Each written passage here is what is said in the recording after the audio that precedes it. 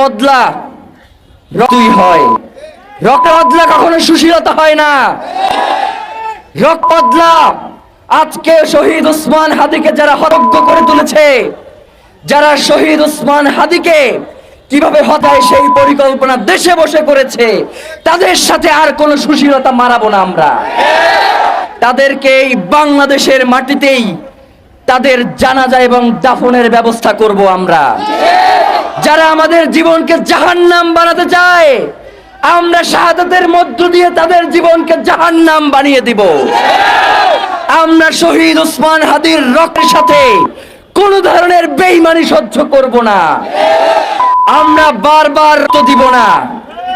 রক্ত আমরা বহুবার দিয়েছি, 47-এ দিয়েছি, 71-এ দিয়েছি, 24-এ দিয়েছি, পিলখানায় দিয়েছি, সাপ্লাই দিয়েছি। শুধু কি আমরা রক্ত দিতেই থাকবো? সেই ইনসাফ কায়েমের জন্য যদি রক্ত নিতে হয়, আমরা সেই রক্ত নিব। কোনোভাবেই শহীদ ওসমান হাদি কেন, আমাদের প্রত্যেককেও যদি হয়, তবুও বাংলার জমিনে একজন যদি জীবিত থাকে, সেও ইনসাফ কায়েমের জন্য এই লড়াই চালিয়ে যাবে। আপামর জনসাধারণ, আপনাদের সকলকে ইনকিলাব মঞ্চ এবং তার পরিবারের পক্ষ থেকে অশেষ কৃতজ্ঞতা জ্ঞাপন করছি। মহান আল্লাহ রাব্বুল আলামিন বলেছেন, ওয়ালা তাকুলু লিমান ইয়াকতালু ফি সাবিলিল্লাহি আমওয়াতুন বাল আহইয়াউ ওয়ালাকিন লা তাশউরুন। আর যারা আল্লাহর রাস্তায় শহীদ হয়, তাদেরকে তোমরা মৃত বলো না, বরং তারা জীবিত, তোমরা তা অনুভব করতে পারো না। প্রিয় বন্ধুরা, আজকে শরীফ ওসমান হাদি, যিনি শাহাদাত বরণ করে আপনাদের এই পাশেই শুয়ে আছেন, কিন্তু আপনারা যে এখানে চলে আসছেন, কেন চলে আসছেন?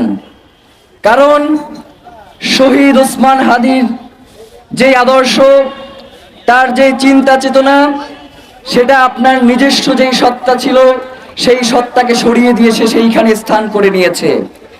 আপনারা এখন প্রত্যেকেই একজন ওসমান হাদি হয়ে এখানে চলে আসছেন।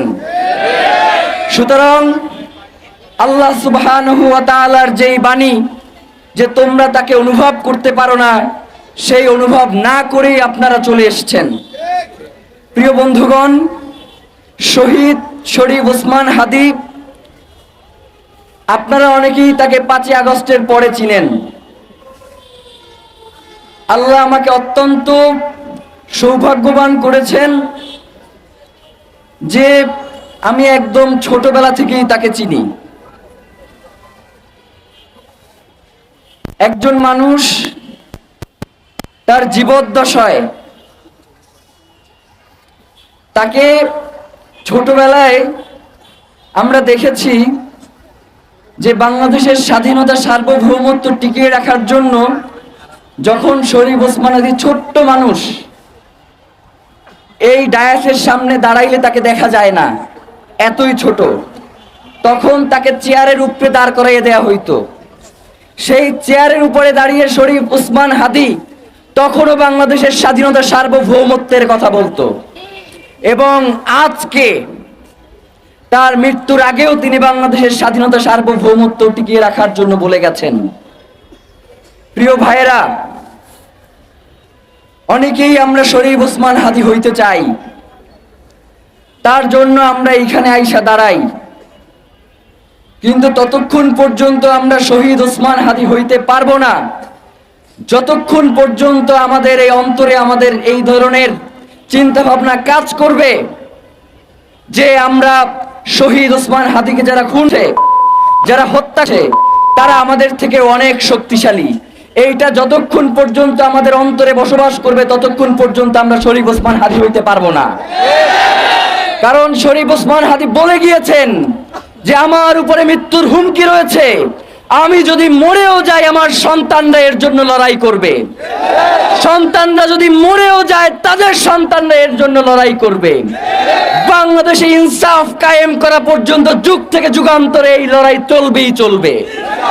সুতরাং প্রিয় ভাইয়েরা, আমাদেরকে এই লড়াই চালিয়ে যাওয়ার জন্য আমাদেরকে সেই প্রস্তুতি নিয়ে রাখতে হবে।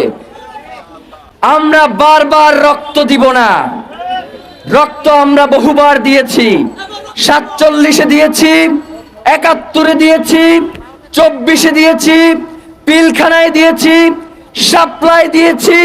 শুধু কি আমরা রক্ত দিতেই থাকবো? প্রিয় ভাইয়েরা, এই বাংলার জমিনে ইনসাফ কায়েমের জন্য যদি রক্ত দেয়া লাগে আমরা রক্ত দিব, আবার সেই ইনসাফ কায়েমের জন্য যদি রক্ত নিতে হয় আমরা সেই রক্ত নিব। রক্তের বদলা হয়, রক্তের বদলা কখনো সুশীলতা হয় না। এর বদলা আজকে শহীদ ওসমান হাদিকে যারা হত্যাযজ্ঞ করে তুলেছে, যারা শহীদ ওসমান হাদিকে কিভাবে ধরা যায় সেই পরিকল্পনা দেশে বসে করেছে, তাদের সাথে আর কোনো সুশীলতা মারাবো না আমরা। তাদেরকে এই বাংলাদেশের মাটিতেই তাদের জানাজা এবং দাফনের ব্যবস্থা করব আমরা। যারা আমাদের জীবনকে জাহান্নাম বানাতে চায়, আমরা শাহাদাতের মধ্য দিয়ে তাদের জীবনকে জাহান্নাম বানিয়ে দিব।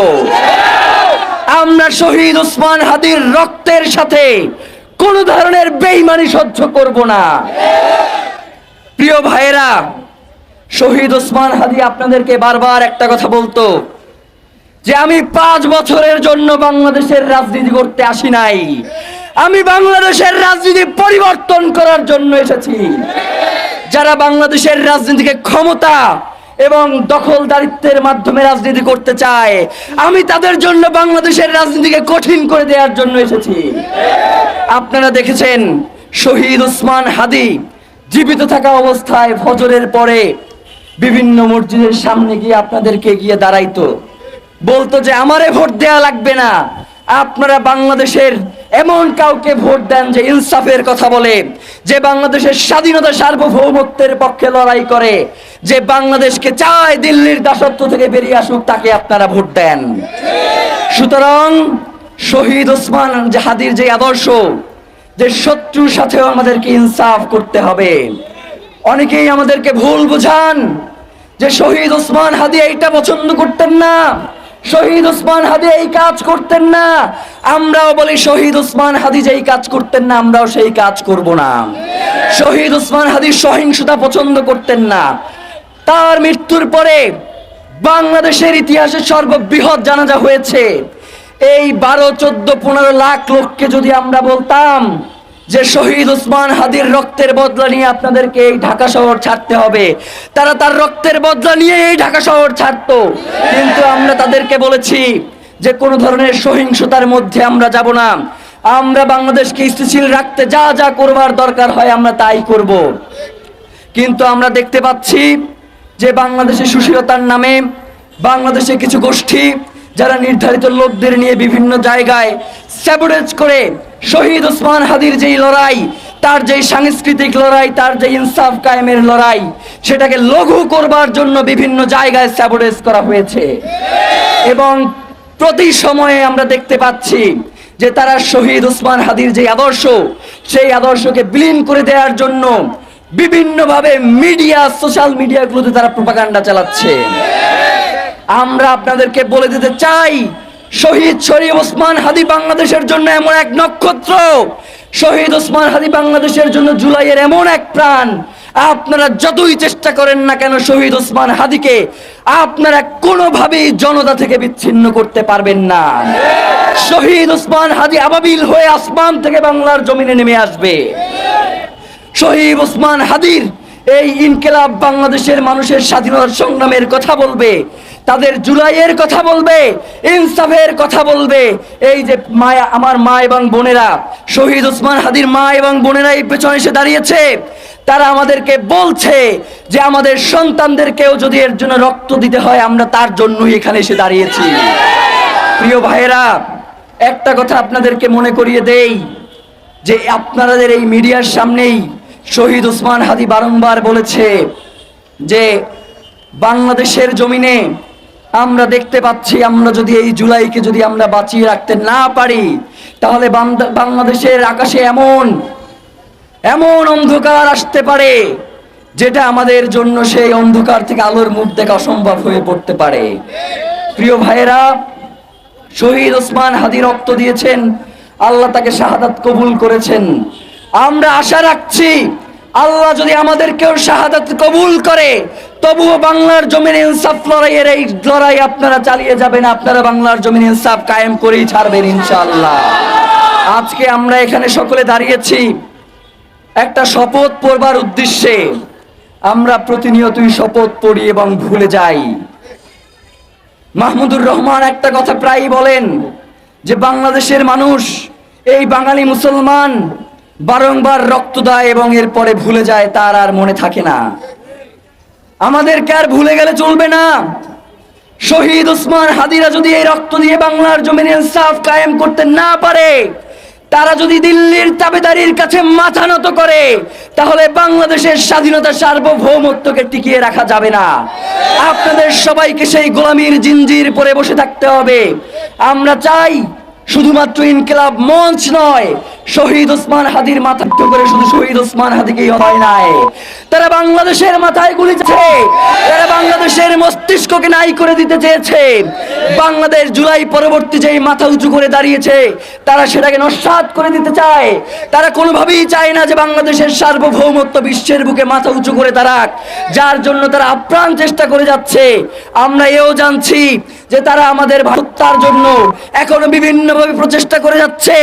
আমি আপনাদেরকে জানিয়ে রাখি যে কোনোভাবেই শহীদ ওসমান হাদি কেন, আমাদের প্রত্যেককেও যদি মেরে ফেলা হয়, তবুও বাংলার জমিনে একজন যদি জীবিত থাকে, সেও ইনসাফ কায়েমের জন্য এই লড়াই চালিয়ে যাবে।